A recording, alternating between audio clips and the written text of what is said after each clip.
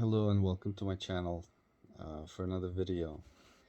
In this video I want to build on something that I mentioned in the recent previous video that I made on the subject of uh, releasing trauma or pain regarding someone who has harmed you or hurt you in some way.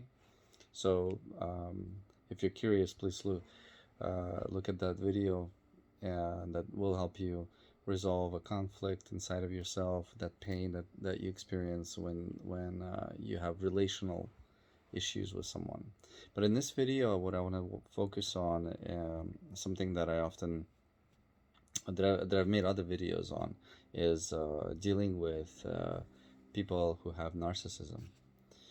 It's such a painful subject that so many people suffer from.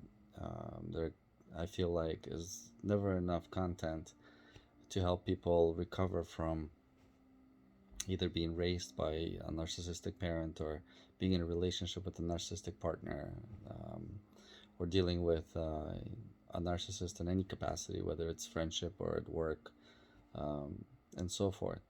And I just want to share a technique. It's a technique I shared in my last video, but in this video I want to zero in particular towards dealing with the narcissist. And to simplify it, essentially, why dealing with someone who has narcissistic traits is so painful, and why do they have a hold on us? Well, the simple answer is that a narcissist is a self-absorbed individual who lacks empathy, um, and ability to empathize or feel and experience other people and their own emotional experience that is separate from themselves. So a person with narcissism actually has quite a lot of uh, hate towards themselves, personal hate, and their ego they have a very unhealthy ego. It's a superficial ego. So basically, their ego um, is everything that they're holding on to. So that's why it's so difficult to heal from narcissism, is because their overinflated ego is a compensatory mechanism to the complete uh, lack of confidence that they have in themselves. So it's a superficial way to inflate their confidence. And they're not even aware of this themselves, because it's a threat. And so this is why a narcissist keeps their heart closed, doesn't let people in, is cannot be vulnerable. It's impossible to for them to share any kind of vulnerability, because the threat of that ego collapsing for them is literally life and death. Um, and so if you can kind of look at it from that perspective, it might help to build some empathy and compassion towards someone with narcissistic traits, because they're not necessarily doing this on purpose. They just literally don't have any other way of looking at it. And it's very difficult for them to move out of that position, and start building their ego in a more healthy, grounded way, where they can relate to other people as not some people, not people who are below them, or that they use to inflate themselves, but just as other individuals who also have a right to feel, who have a right to um, exist, and have their own beliefs that are separate from the person who has narcissistic traits. So, with that said, the pain that most people experience relating to a person with a narcissism is, again, because they themselves um, don't have this complete development and validity of themselves. Okay, I'm going to repeat that again. So, if you are suffering from any kind of relational dynamic with a narcissist, that is because you lack self-validation. And this often happens when you have a high degree of development in empathy, meaning that you can feel other people's emotions. Um, this also often creates challenges in building boundaries and having a strong sense of self, um, and being raised by someone with narcissistic traits. So, uh, when you're raised by a narcissist never validates you unless it serves themselves. So a narcissist is never going to tell you, you're, wow, Boris, you're a really good man, um, unless it's somehow uh, it either doesn't threaten their own existence in some way, or it somehow serves them.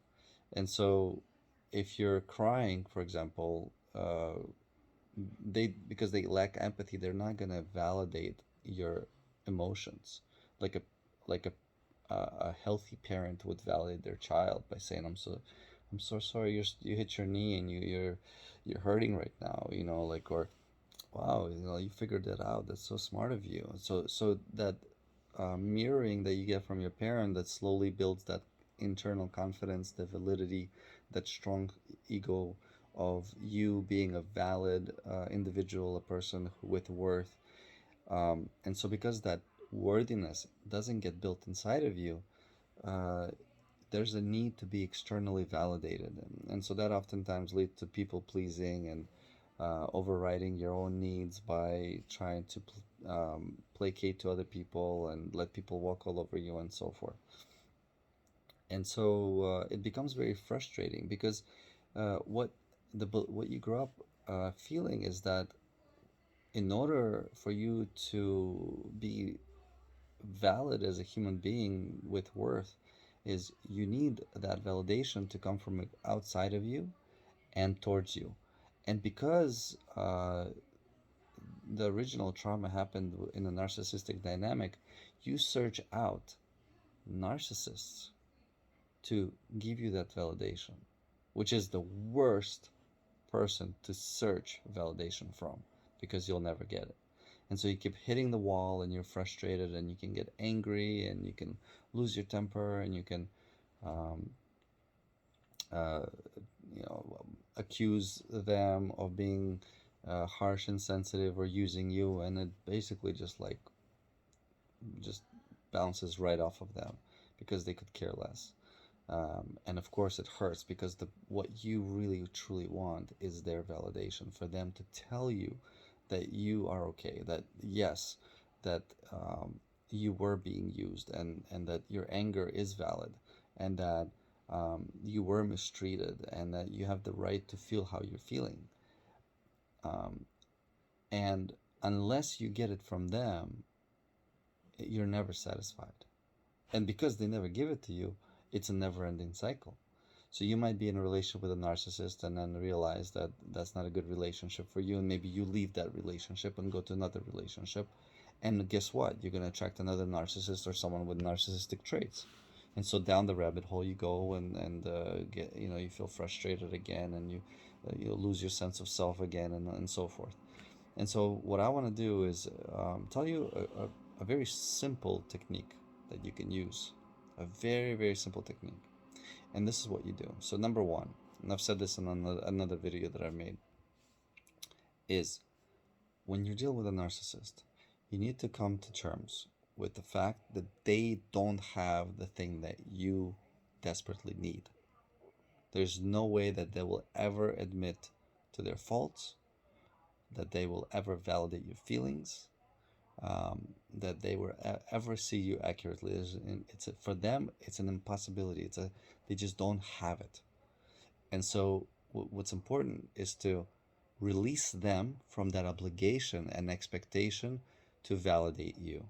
And you can literally say it for yourself to them. You don't have to say it directly to them, but towards them, maybe energetically, and say, I release you from my need to validate me. You can think of me and see me any way you like. And by doing that, you're cutting the cord, the energetic cord. So that's one, and you're gonna feel huge relief just from that alone. The second thing you do is you can close your eyes, imagine them in front of you, um, or you can take a look at their picture. For example, if someone who's no longer with you, a parent who's passed, or if it helps to look at a picture, you look at this picture and you imagine what you want this person to tell you. I can't tell you how powerful this is.